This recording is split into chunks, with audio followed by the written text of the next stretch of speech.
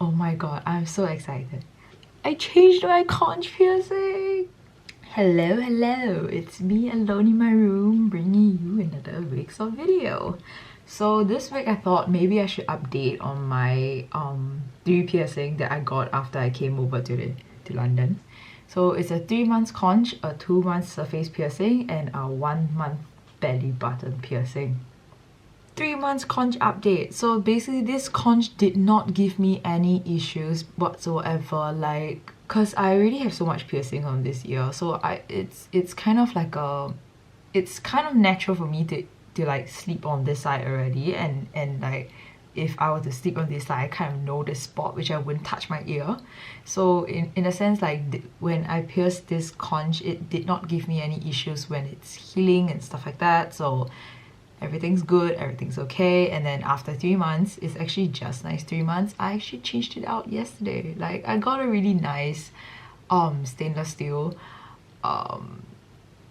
piercing, but I just never had a chance to use it because it's still healing. I didn't want to like 1 month and then change it out, but I feel like 3 months is still a bit early, but then mine kind of like healed more or less already.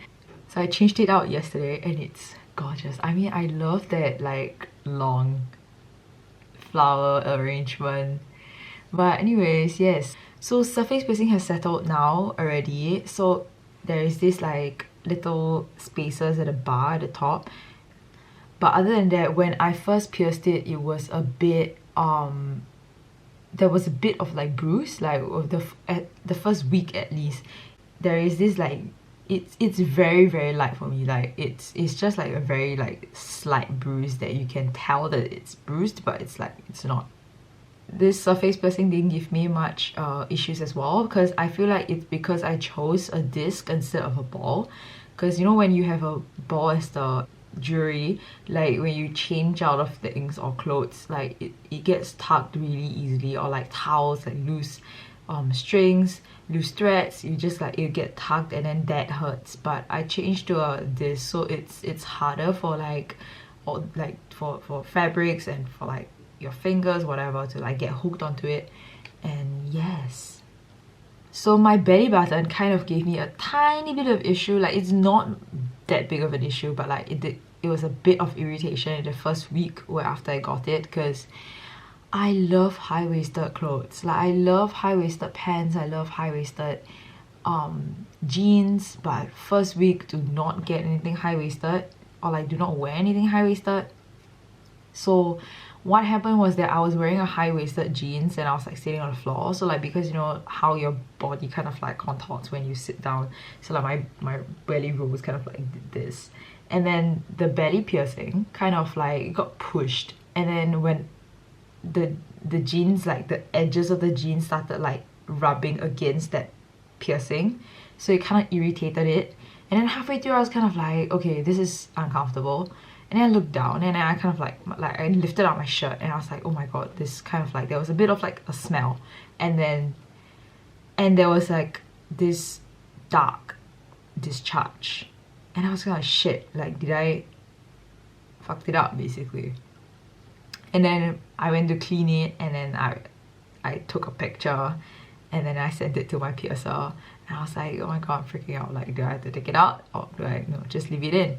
And then another thing is that the jewelry that I picked was like a flower, and then I mean, I have a lot of loose skin and excess skin, I'm fat so and I by no means have a flat stomach, so that top flower thing started digging into my flesh, and then it started pushing in, and now that there was this this ulcer looking thing developed. I'm not very sure whether is it very clear here, but yeah, there was this like ulcer looking thing that developed, and I was kind of like, ouch, like what do I do now? So one telltale sign that it's irritated is that it's so red and swollen basically, and mine's swelled up, like it almost feels as if like my belly is just eating up the entire bar, and I was kind of like, holy shit, like, what do I do, you know?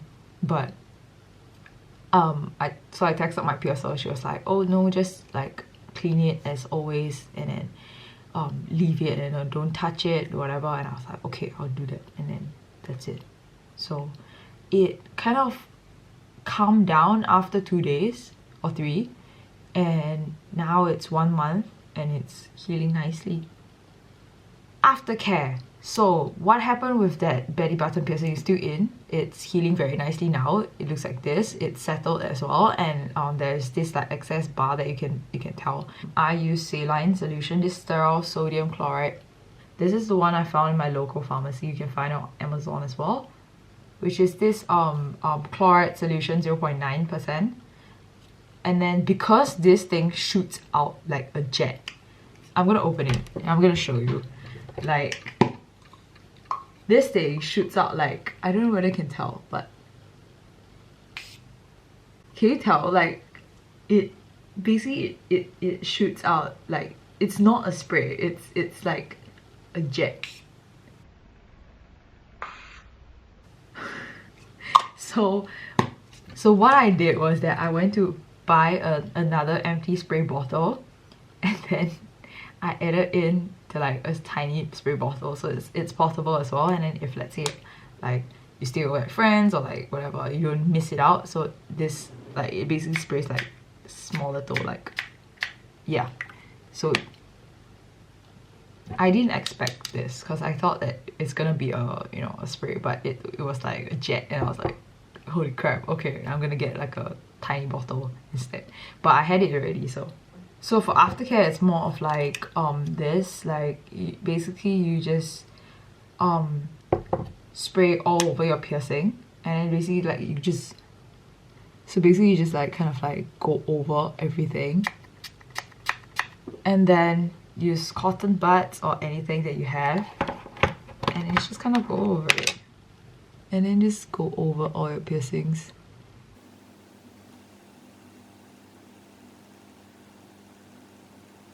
The back as well. And that's it. Clean side.